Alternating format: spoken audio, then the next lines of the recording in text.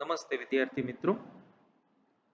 આજથી આપણે 12મા ધોરણના પ્રકરણ નંબર 8નો અભ્યાસ શરૂ કરી રહ્યા છીએ.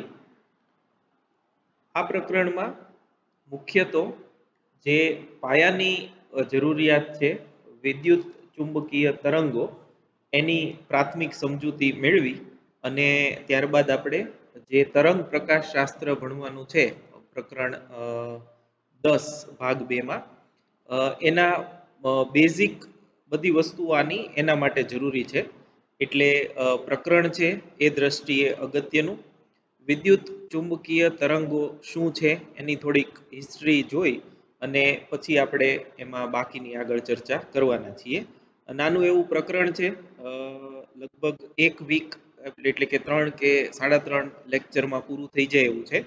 એમાંનો આપણે ફર્સ્ટ જે છે પાર્ટ એ આજે શરૂ કરવાના છીએ. તો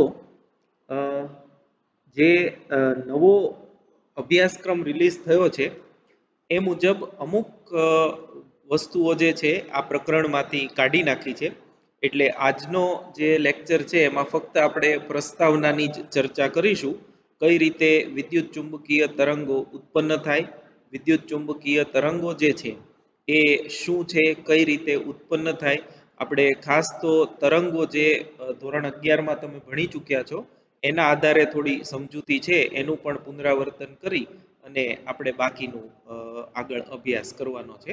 તો સૌપ્રથમ વિદ્યુત ચુંબકીય તરંગો જે પ્રકરણ છે એમાં 8.1 થી લઈ અને જુદા જુદા ટોપિક્સ જે છે 8.2, 8.3, 8.4 એ ટોપિક્સમાંથી જે આપણે ભણવાના છે નવા અભ્યાસક્રમ મુજબ એની જ આપણે ચર્ચા કરીશું. પણ હાલમાં ટેક્સ્ટબુક જે છે એ અહીંયા તમારી સામે રાખી છે અને એ તમે પણ તમારી સાથે ટેક્સ્ટબુક રાખજો. અને ટેક્સ્ટબુકમાંથી જેટલા ટોપિક્સ છે એ તમારે કરવાના નહીં કરવાના એ બધાની હું 1 by 1 વિગતો છે એ આપતો જાઉં છું. અને જે વિદ્યુત ચુંબકીય તરંગોનું ઉત્પાદન છે, કઈ રીતે વિદ્યુત ચુંબકીય તરંગો ઉત્પન્ન થાય એની થોડીક સમજૂતી જે છે એની હું ચર્ચા છેલ્લે કરીશ. તો આ ટાઇટલ છે આપણું વિદ્યુત ચુંબકીય તરંગો. એમાં 8.1 પ્રસ્તાવના જે છે એમાં હું તમને થોડીક બેઝિક ડિટેલ જે છે એ હું તમને આપી દઉં. તો એક વસ્તુ સ્થિર વિદ્યુત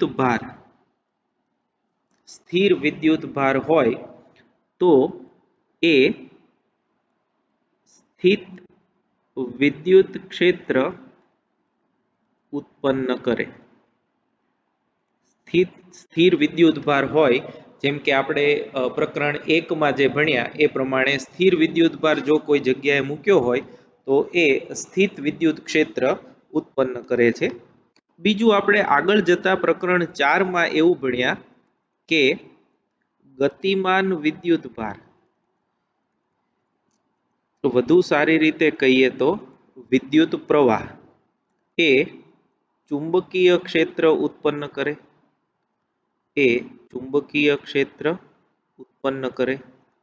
પણ આ ચુંબકીય ક્ષેત્ર જે છે એ પણ સ્થિર ચુંબકીય ક્ષેત્ર ગણી શકાય. કેમ કે આ જે પ્રવાહ છે એને આપણે સ્થિર પ્રવાહ કહીએ છીએ. સમય સાથે બદલાય એવું ચુંબકીય ક્ષેત્ર ઉત્પન્ન થતું નથી. તો આપણે જેટલું ભણ્યા અત્યાર સુધી એ જ્ઞાન મુજબ એવું કહી શકાય કે જો વિદ્યુત ભાર પોતે સ્થિર હોય તો એ વિદ્યુત ભાર પોતાની આસપાસ વિદ્યુત ક્ષેત્ર ઉત્પન્ન કરે. પણ એ વિદ્યુત ક્ષેત્ર સમય સાથે બદલાતું ન હોય એટલે એને આપણે સ્થિત વિદ્યુત ક્ષેત્ર એવું કહીએ છીએ. જ્યારે ગતિમાન વિદ્યુત ભાર જે છે એ પોતાની આસપાસ પ્રવાહ ઉત્પન્ન કરે અને એ પ્રવાહ એ સ્થિર ચુંબકીય ક્ષેત્ર ઉત્પન્ન કરે. હવે આ આપણે જાણીએ છીએ એ છે, આમ જુઓ તો પુનરાવર્તન જેવું છે. હવે ખાસ અગત્યનું જે છે એ આ છે,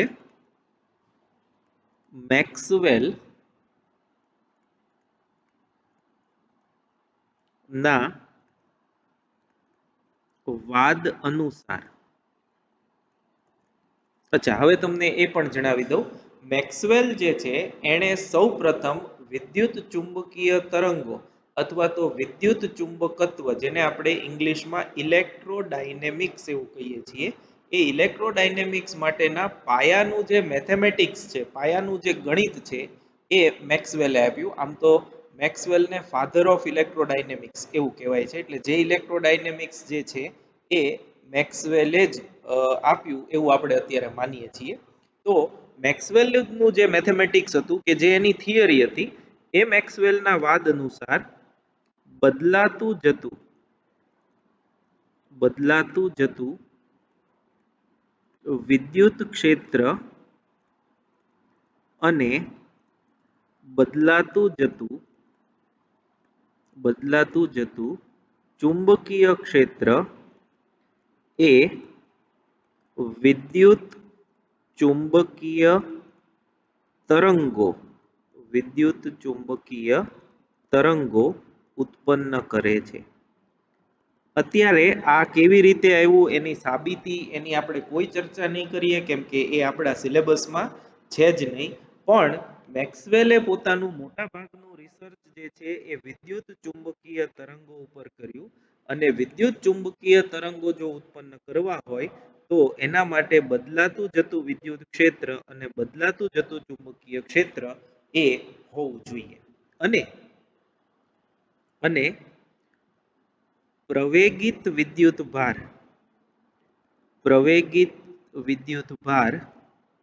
આવા ક્ષેત્રો ઉત્પન્ન કરે છે. હવે આની આપણે વધારે ચર્ચા આગળ જે છે ટોપિક એમાં વધારે કરશું. કરે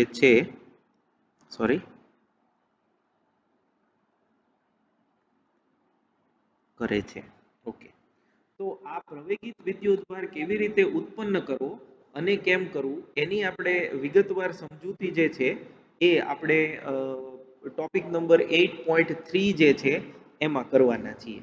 તો આપણે જે પ્રસ્તાવનામાં થોડું આપ્યું છે એ પ્રસ્તાવના જોઈ અને આગળ બાકીની ચર્ચા કરીએ. તો જુઓ, પ્રકરણ 4 જે આપણે છેલ્લે ભણ્યા એમાં એવું જોયું કે વિદ્યુત પ્રવાહ ચુંબકીય ક્ષેત્ર ઉત્પન્ન કરે છે અને પ્રવાહધારિત તાર એકબીજા પર ચુંબકીય બળ લગાડે છે. અચ્છા, બીજું પ્રકરણ 6 માં તમે જોયું કે સમય સાથે બદલાતું ચુંબકીય ક્ષેત્ર એ વિદ્યુત ક્ષેત્ર ઉત્પન્ન કરે. તો શું આનાથી ઉલટું સાચું છે, એટલે કે બદલાતું જતું વિદ્યુત ક્ષેત્ર ચુંબકીય ક્ષેત્ર ઉત્પન્ન કરી શકે? એનો જવાબ મેક્સવેલે આપ્યું. તો એની અનુસાર એવું શક્ય છે, પણ સમય સાથે બદલાતું વિદ્યુત ક્ષેત્ર પણ ચુંબકીય ક્ષેત્ર ઉત્પન્ન કરી શકે છે.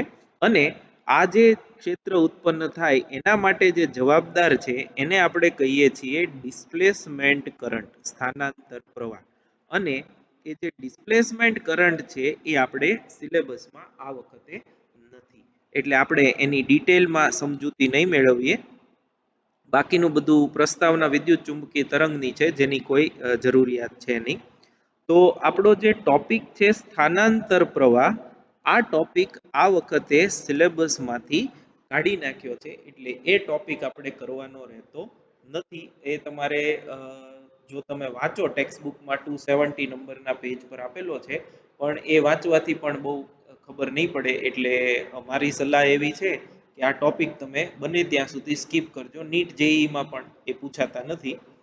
મટીરિયલ જ્યારે તમને આપશે ત્યારે એમાં થોડીક સમજૂતી તમને આપી છે સમજાય એવી રીતે. આ એની આકૃતિઓ અને એની વિગતવાર, પણ આ કંઈ આપણે કરવાનું છે નહીં.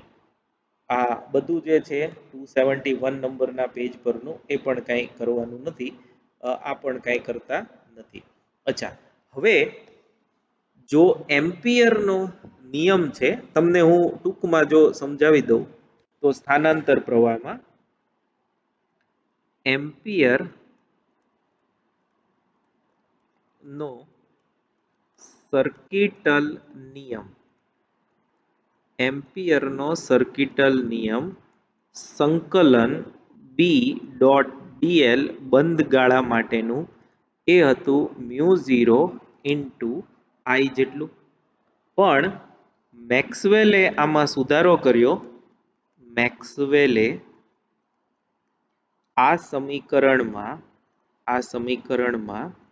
સુધારો કર્યો અને જમણી બાજુ સ્થાનાંતર પ્રવાહ જમણી બાજુ સ્થાનાંતર પ્રવાહ તરીકે ઓળખાતું પદ ઉમેર્યું.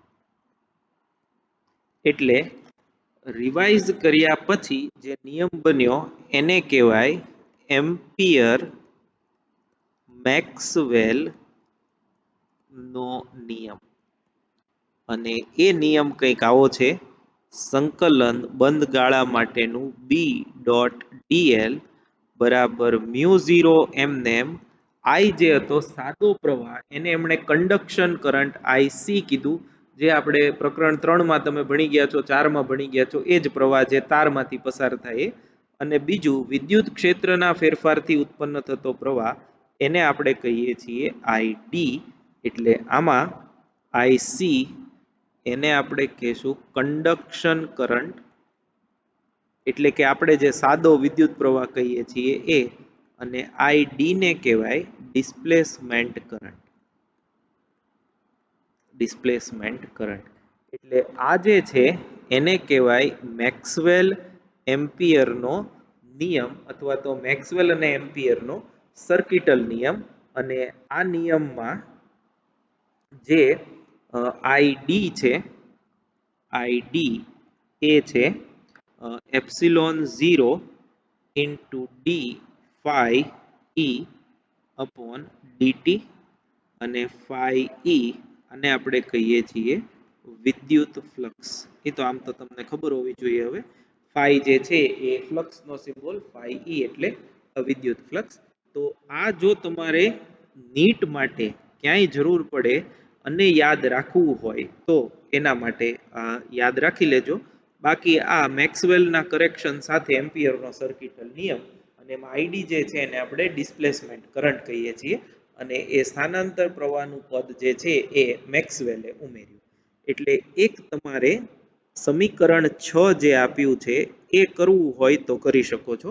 કોઈ બીજી સમજૂતીની એક્સ્ટ્રા સમજૂતીની જરૂર છે નહીં. ખાલી જે એમ્પિયરનો સર્કિટલ નિયમ છે એમાં આ પદ સુધી આવતું હતું, આ પદ જે છે એમણે એડ કર્યું.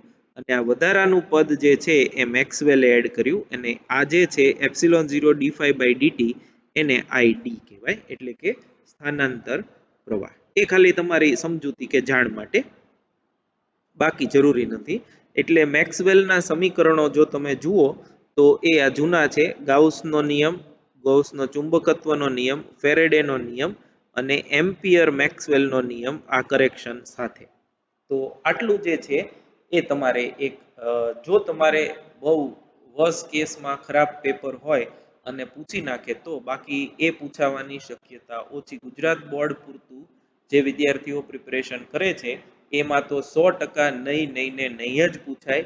પણ જે લોકો એન્ટ્રન્સ ટેસ્ટની પ્રિપરેશન કરતા હોય, JEE કે નીટની તૈયારી કરતા હોય, એમાં હજી સુધી કોઈ સ્પષ્ટતા નથી કેટલો સિલેબસ છે કે નથી. તો જો ડિસ્પ્લેસમેન્ટ કરંટ, સ્થાનાંતર પ્રવાહ એમાંથી પૂછાવાની શક્યતા હોય તો એમાં તમારે આટલું મેં તમને જેટલું કરાવ્યું એટલો કન્સેપ્ટ અને એટલું એક સમીકરણ એ તમારે યાદ રાખવાનું થશે. ઓકે, ઉદાહરણ 8.1 જે છે એ ડિસ્પ્લેસમેન્ટ કરંટ પરનું છે, એટલે એની આપણે ચર્ચા નહીં કરીએ. અને એ પણ લગભગ ક્યારેય પૂછાતું નથી, સંકલન ને એવું બધું છે, એટલે એની આપણે અત્યારે હાલ પૂરતી ડિસ્કશન જે છે એ કરતા નથી. નેક્સ્ટ જે છે એ છે વિદ્યુત ચુંબકીય તરંગો અને વિદ્યુત ચુંબકીય તરંગોની પ્રાથમિક માહિતી અથવા તો સમજૂતી. તો જુઓ, હવે પ્રશ્ન આપણો એ છે કે વિદ્યુત ચુંબકીય તરંગો કેવી રીતે ઉત્પન્ન થાય. તો તમને હું થોડીક પ્રસ્તાવના આપું અને પછી આપણે એને ચર્ચા કરીએ. તો દોલિત ગતિ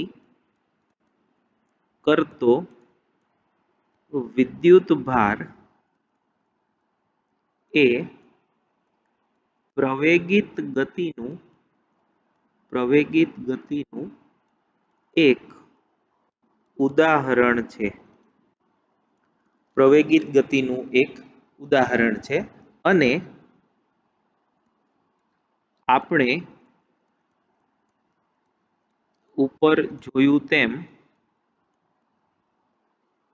તેમ પ્રવેગિત વિદ્યુતભાર બદલાતા જતા વિદ્યુત ક્ષેત્ર અને બદલાતા જતા ચુંબકીય ક્ષેત્રનું નિર્માણ કરે છે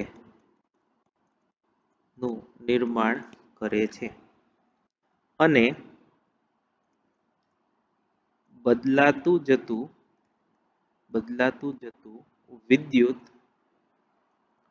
અને ચુંબકીય ક્ષેત્ર વિદ્યુત ચુંબકીય તરંગ ઉત્પન્ન કરે છે.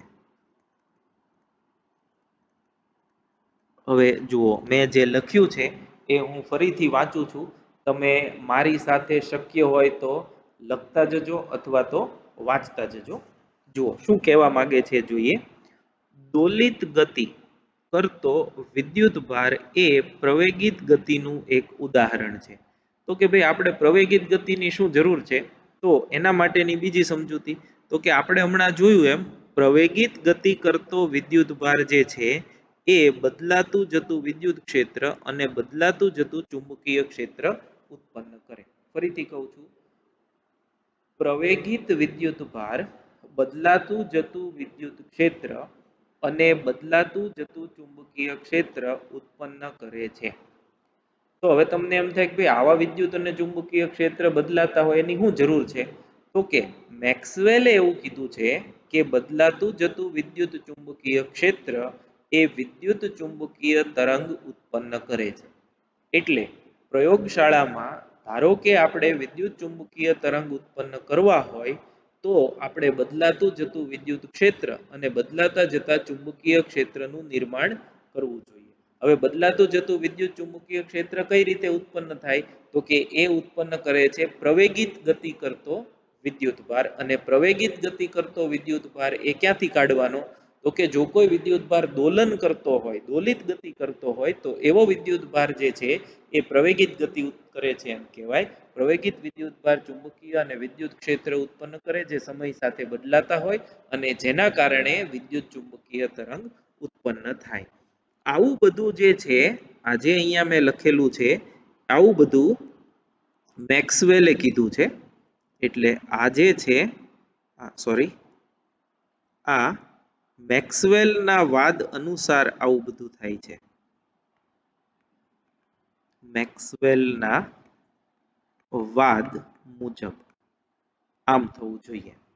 તો હવે બદલાતું જતું વિદ્યુત અને ચુંબકીય ક્ષેત્ર એ વિદ્યુત ચુંબકીય તરંગ ઉત્પન્ન કરે છે. આવો સૌપ્રથમ પ્રયોગશાળામાં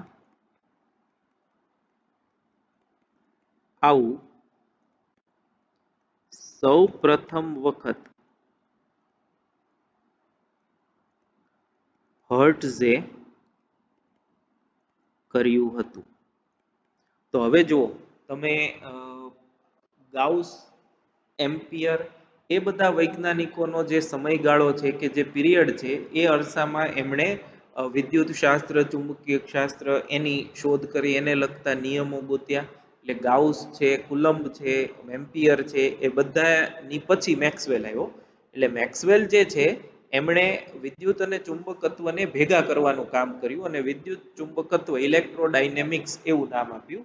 એને જે મેથેમેટિક્સ બનાવ્યું એ મુજબ બદલાતું જતું વિદ્યુત ચુંબકીય ક્ષેત્ર વિદ્યુત ચુંબકીય તરંગો ઉત્પન્ન કરી શકે એનું સમગ્ર ગણિત જે છે એ મેક્સવેલે ગોતી નાખ્યું. પણ મેક્સવેલ પ્રયોગશાળામાં ક્યારેય વિદ્યુત ચુંબકીય તરંગ ઉત્પન્ન કરી શક્યો નહોતો. હર્ટ્ઝ જે છે એ મેક્સવેલનો વિદ્યાર્થી હતો અને બંને એક જ પ્રયોગશાળામાં કામ કરતા. મેક્સવેલના ગયા પછી હર્ટ્ઝે એનું એ કામ આગળ વધાર્યું અને જે મેક્સવેલની ઈચ્છા હતી કે વિદ્યુત ચુંબકીય તરંગો પ્રયોગશાળામાં ઉત્પન્ન થાય, એ ઈચ્છા હર્ટ્ઝે પૂરી કરી. એને હર્ટ્ઝનો પ્રયોગ એવું કહેવામાં આવે છે.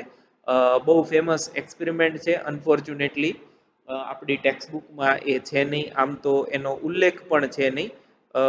હર્ટ્ઝનો પ્રયોગ એવું જૂની ટેક્સ્ટ બુકમાં હતું. આપણે એની થોડીક સમજૂતી મેળવીશું અને એનાથી વિદ્યુત ચુંબકીય તરંગો કેમ ઉત્પન્ન થાય એ જોશું.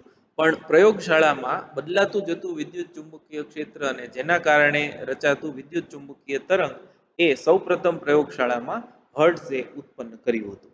તો આપણે હર્ટ્ઝનો પ્રયોગ જે છે એની હું તમને થોડીક ચર્ચા કરી દઉં. વન્સ અગેન આ પણ આપણા સિલેબસમાં નથી, એટલે આ માત્ર જાણકારી માટે, કેમ કે તો જ તમને વિદ્યુત ચુંબકીય તરંગોનું ઉત્પાદન જે છે એ કઈ રીતે થયું એ સમજાશે, અધરવાઇઝ નહીં સમજાય. તો જુઓ, હર્ટ્ઝનો પ્રયોગ જે છે એમાં આ બે જે છે એ ધાતુના સળિયાઓ છે. આ બે જે છે એ ધાતુના સળિયાઓ, આ બંને ધાતુના સળિયાઓ, અને આ સળિયાઓની સાથે અહીંયા આગળ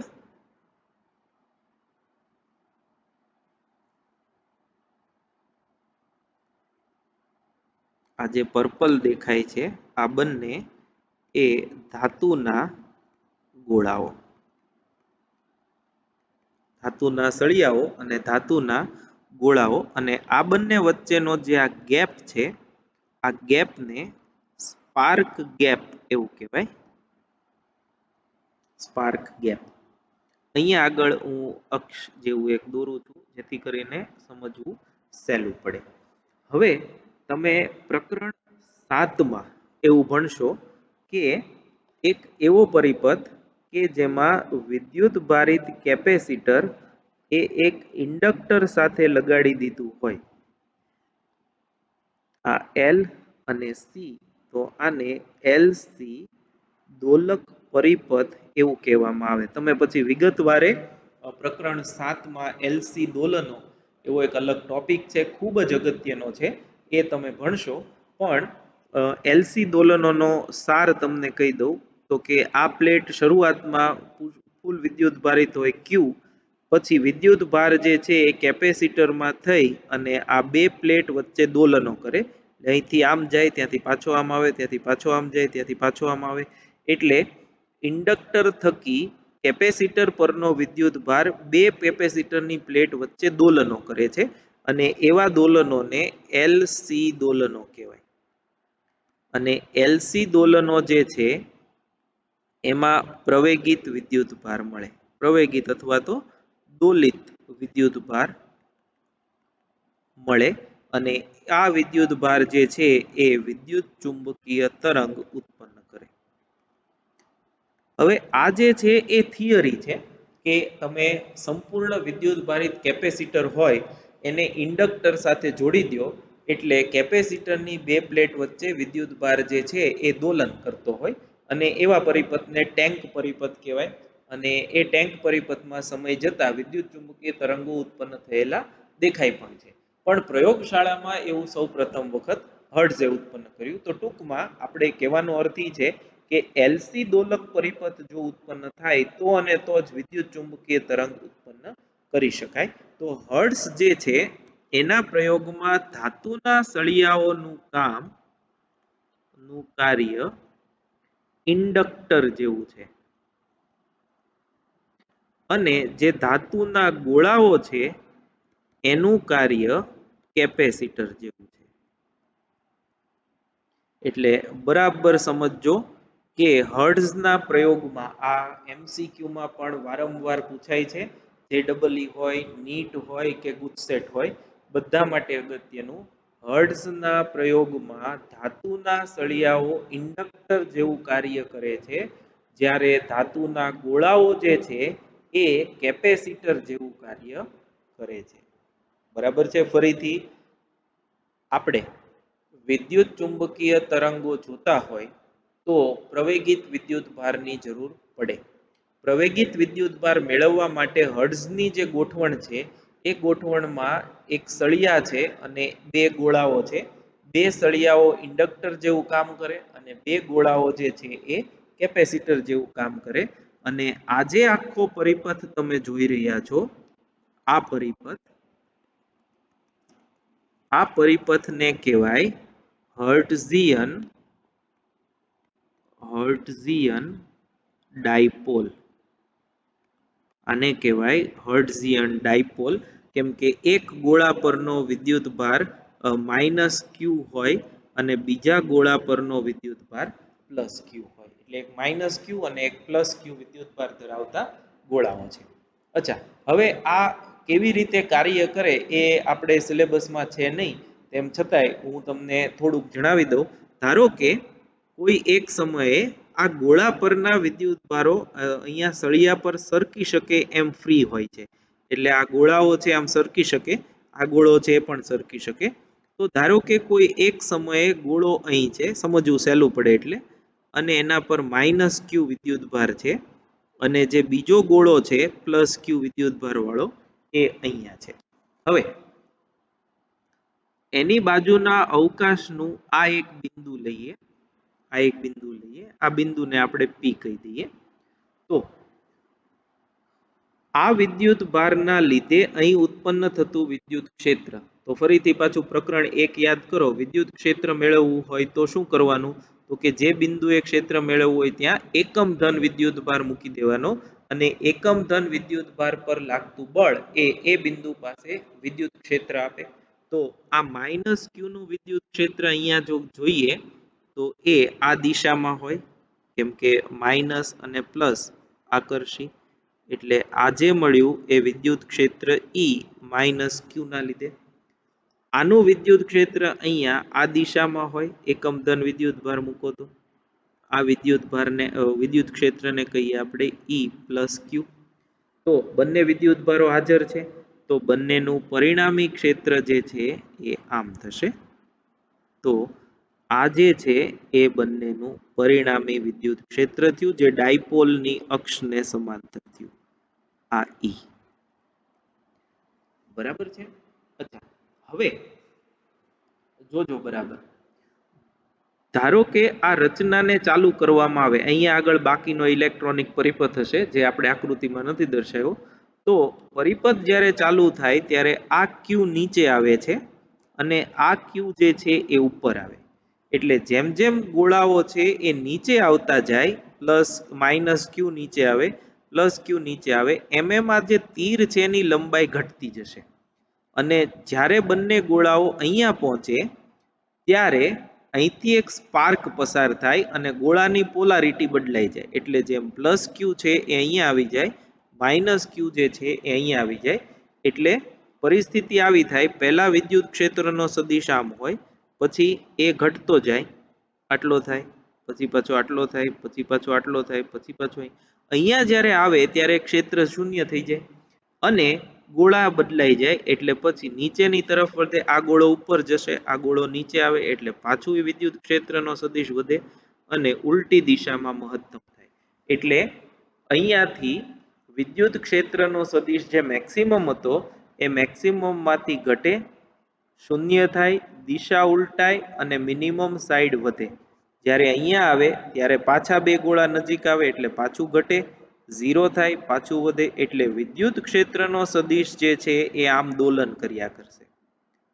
બરાબર છે. એટલે વિદ્યુત ક્ષેત્રના સદિશો દોલનો કરે છે. અચ્છા, હવે જો રૈવાજિક પ્રવાહના લીધે વિદ્યુત ક્ષેત્ર ઉત્પન્ન થાય છે એમ વિચારીએ તો આ +q ઉપર તરફ ગતિ કરે, એટલે વિદ્યુત પ્રવાહ જે છે એ આમ છે I એમ કહેવાય, રૈવાજિક પ્રવાહ. તો જો તમે આ બિંદુ પાસે ચુંબકીય ક્ષેત્ર ધ્યાનમાં લો,